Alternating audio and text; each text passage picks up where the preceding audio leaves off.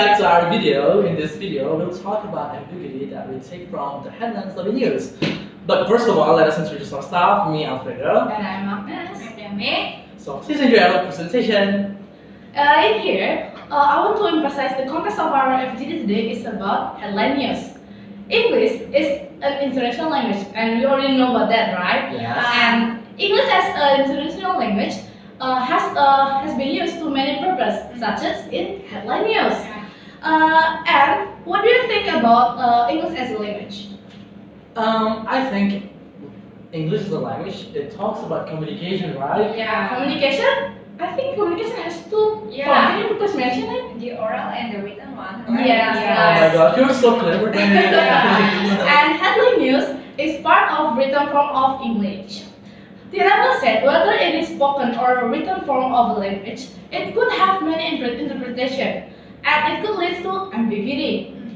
Why do you think that it could lead to ambiguity, Alfredo? I think it's because the puns. Puns means that the playing of the words that we want to deliver, or we want to deliver an intentional purpose. So, for example, the reporter wants to get the reader to read his articles, means that he must play with the words so that they can attract the to attract the readers. Yeah. And today, in this presentation, we will talk about how and why ambiguity could happen in a headline news. Okay. We will talk about some cases in here. Yeah. You must be very curious. Yes. Please, Dami. Let's get to it. Yeah. So we've got three types of ambiguity. Actually, the first one is the basic one, lexical ambiguity, which is in the words, and the second one is the structure, will be explained by Edo later on, right? And the last one is the scope ambiguity. So the first one is the lexical ambiguity. So as you know, we've got so many words in English, and also we've got more than one meaning in the words. So could you please give example? We call it polysemous word. So, one word has two meanings. Yeah. What about duck? Yeah, duck. So you know, duck has two meanings. The first one is as a noun, which is an animal, duck. So the equivalent of duck is bebek, right? Yeah, bebek. In bebek. Indonesia, we call it bebek duck. And the other meaning is bird. It is like to avoid something or to avoid someone. So Wow. the word duck has two meanings. So it's called as a polysemy. Yeah, polysemy Okay. words. So the lexical is like the polysemy words. Okay, so let's see the example in the headlines. Here, can you see it? Could you please come in? Yeah, Jokowi urged to step down. In here, we are going to focus on the step down. Step down. So you know, we've got two interpretations in this sentence.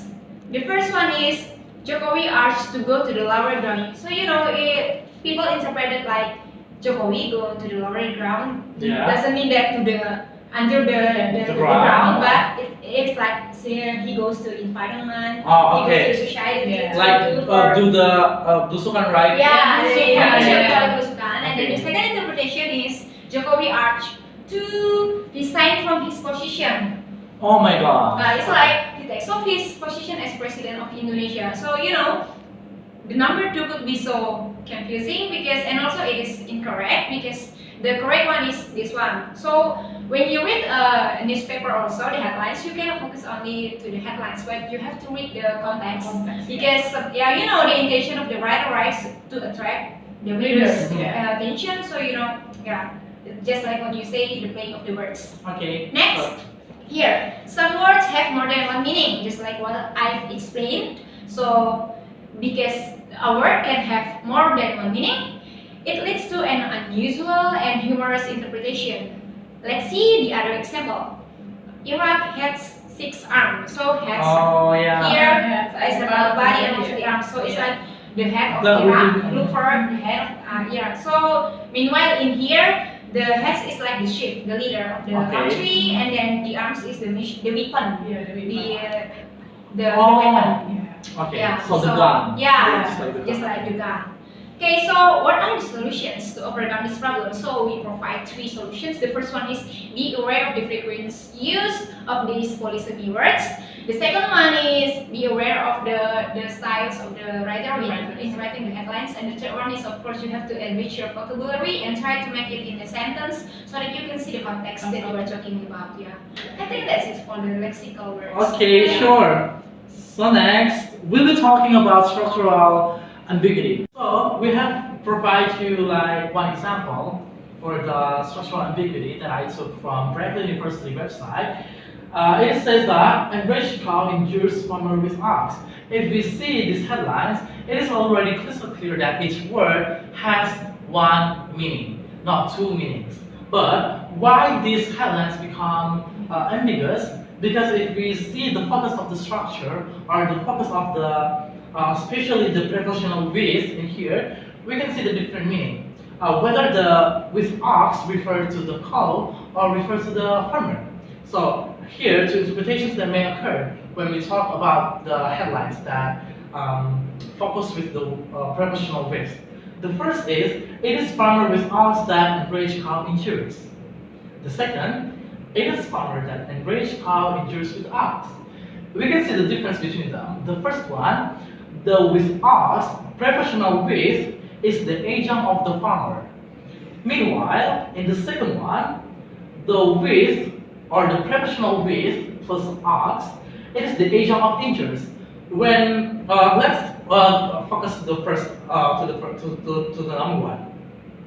When the with ox is the agent of the farmer, means that the farmer that caused the cow and injuries. Meanwhile, in the second one, when the with ox is the agent of the injuries, means that the cow that enraged the farmer.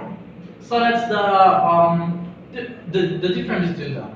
It is why I took the definition of structural ambiguity from Korea in her international journal. Says that structural ambiguity is a kind of syntactic ambiguity that is created by confusion between different classes of part of speech, so that the two interpretations require restructuring of the sentence.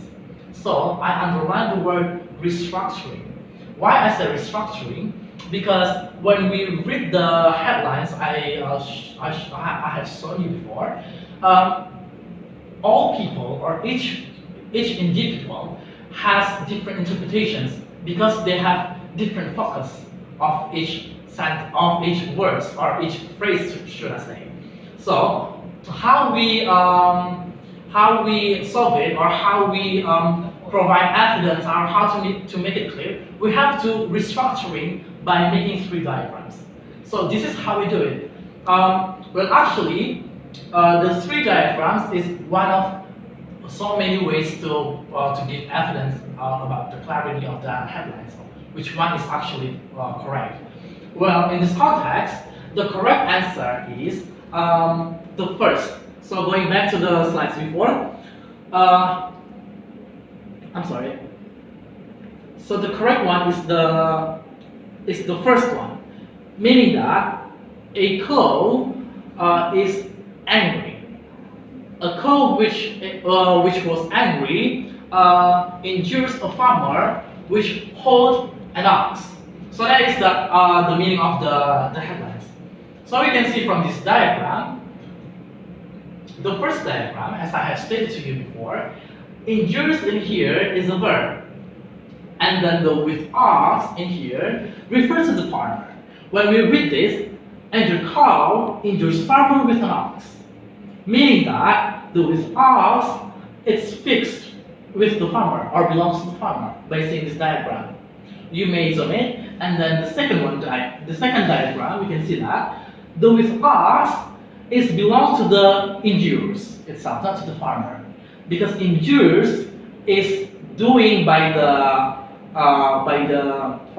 it's done by the cow, or the doer is the cow. So meaning that a cow injures a farmer with an ox. So in this case, we have to use our logic. Okay, so it is impossible and a cow injures a man using ox. So the solutions, it is why I provide solutions in here. Well, actually, the first solutions that I want to give to you is to use our logic and interpreting the meaning of headlines.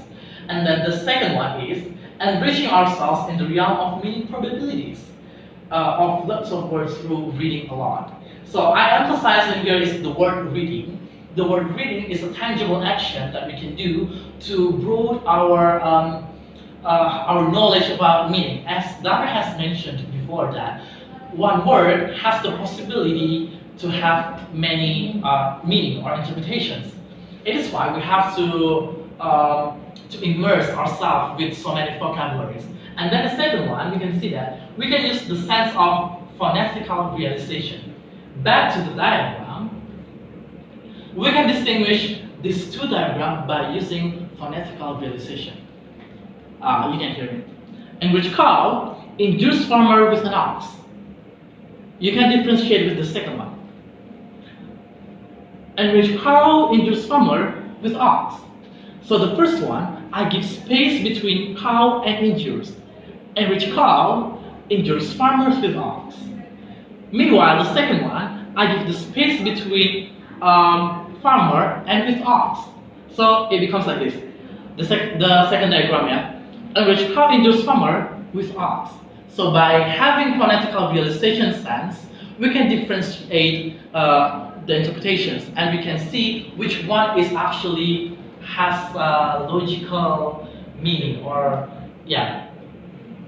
And then the third one is to confirm the phonetical realization, we have to read the whole content of one news. We have to read thoroughly to understand what is the context of the title. And then, last but not least, I have made in here the star sign, means that we cannot force all people to do that, but certain people can do that, just like us. We are, as a future Christian teacher, we can apply this because we will teach English. So we can try to draw three diagrams, and it's suggested by O'Grady in his book that says we can actually diminish the ambiguity by drawing three diagrams. So that's the part of structural ambiguity. So using our logic is really important, right? So Yes. to interpret whether this is the actual meaning or not. Yes, Do you that's agree with that? Now let's see to the third ambiguity, and it is about scope ambiguity. Let's see the example that I have provided before. Here, I am an emergency doctor. I expect to get coronavirus. Imagine it. By the way, I got this news headline news from CNN News. Now let's see interpretation of this headline.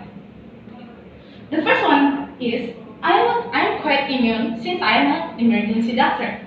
The second one is I am an emergency doctor. Therefore, I want to make a research about coronavirus. This is what we call as scope ambiguity. Scope ambiguity is characteristic of racing construction. Construction usually means meanings or interpretation. And the second one is scope ambiguity exists in subtypes of syntactic or lexical ambiguity by Samaila 2015. Well, the main point of scope ambiguity is when we see a sentence or a headline in a whole sentence. I mean, a sentence in scope ambiguity have two or maybe more interpretation of it. So this is and here I have provided around 3 solutions how we avoid scope ambiguity. The first one is read the whole article. It is important for us to understand whether this is the actual meaning or not by reading the whole article, because we cannot see that or we cannot say that this is the actual meaning or this is not the actual meaning, because we have to see or we have to read the whole article so we can get the actual meaning of of the headline. The second one is dig deeply. It is also related with the first solution. And the third one is relates it with the topic and the context of the article. What I mean here is you have to relate the headline with the topic. The topic is about like coronavirus situation, right? And the context of that headline is about an emergency doctor. Why I think let's back to the interpretation here. The correct one is the second one. Why? Here I am an emergency doctor. It means that the emergency doctor wanted to be in the first line to make a research about coronavirus. This is what we call as context. We have to see the context also. After we see or we read the article, we have to see the context of the headline or the news, the purpose of the writers who wrote that article. So I think if you try to apply this solution, it will help you to distinguish whether this is the actual meaning or not. Okay, so now we come to the conclusion part. So we've got three types of ambiguity. The first one is lexical, which is in the word, and we provide the example, which is the president, the step down, and the second one is the structural ambiguity, which is the example is the X, which has the something to do with the prepositional phrase, and the third one is the scope ambiguity, which is we see the context, so word, and then the structure, and then we see the context, the scope. So it has stages in these three ambiguities. And then this one, the aim of ambiguities in headlines is to attract the reader. So we have to know that the ambiguity itself is not disaster. Disaster. It is the art of language. So the writers of the newspaper is trying to attract our attention by playing some words or the structure or whatsoever to attract our attention, and then we have to see that they do it on purpose and they have their own intention in writing the headlines. So we also, as a Christian teacher or future Christian teacher, we have to see, or we have to teach our students later on to see everything as a whole context, as a whole thing. So we cannot only see the headlines, but we have to also read the whole text. The content of the newspaper, just like the solution that we have explained, it is always mentioned that to read the context or to read the newspaper so that we can know and we can understand what is the real meaning of the headlines. So that wants us to be aware and be careful in reading everything, the headlines and also the context. And I think we have to emphasize something here about the difference between the scope and also the lexical one. Because it's kind of similar. Yeah, it's kind of similar. So this is the additional. So the scope is seeing something, a word. Maybe in the example Agnes explained, there is a word expect. Expect is a word, but it only a verb, right? It has more than one meaning, but the word class is still the same, which is verb. Meanwhile, the example that I've explained is the step down, or we can look for another example, which is duck. Duck has two meanings, but also it has two word class, which is a verb and also a noun. So we can dissect and we can analyze to the difference between the words. So we have to be careful and to be aware between the word class in a sentence. So we can be more easier to understand whether this one is lexical or whether this one is scope ambiguity. Yeah, I think that's all That's from all for our our presentation. We will feel so grateful if you guys give comments or questions or suggestions under the video that we will attach on the Moodle, and we hope you will do that. And then thank you for watching this video. And I hope you learned something from our discussion today. God bless you. Thank you. Goodbye.